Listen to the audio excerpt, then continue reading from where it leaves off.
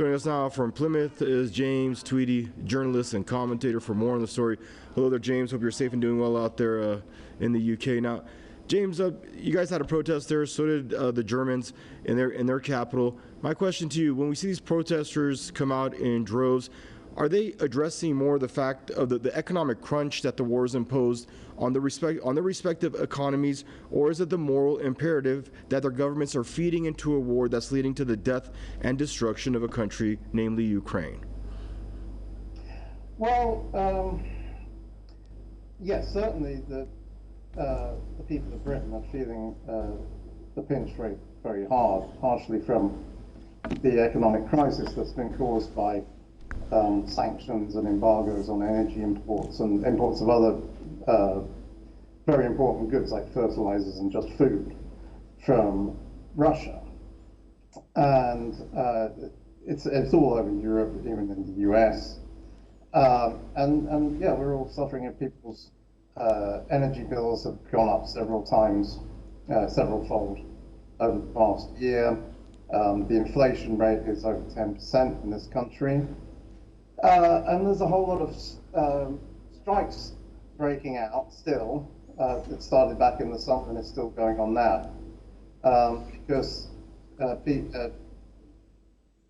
workers in all sorts of sectors, public sector, private sector, transport, infrastructure, education, health, are being offered, pay rises which are about half the rate of inflation. So it's effectively a pay cut. So all this is going on. And James, are the authorities listening? Do they care about these protests? Do they care about the people's sentiments? Do they care about the Jeremy Corbyns and how many people, voters especially, that they're relating to? Well, I mean, the government's line is that we have to accept the higher prices and the inflation and essentially a reduction in living standards as a cost of fighting the war against Russia, as a price of supporting Ukraine.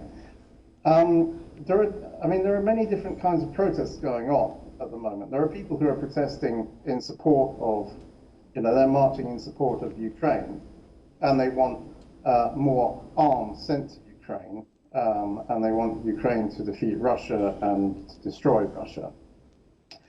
So they're supporting the aims of the US and NATO in that. And then you have the Stop the War Coalition demonstration that Jeremy Corbyn is on, and they take this line of neither Washington nor Moscow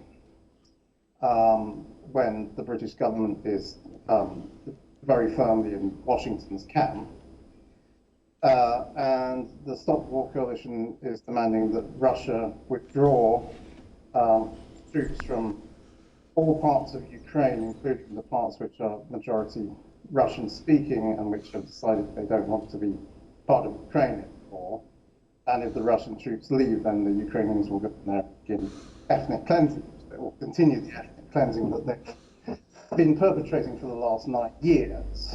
So, and also the Stop the War Coalition says that it doesn't want NATO to expand any further to its pre-1996 borders as Russia would like, as Russia proposed before this conflict started.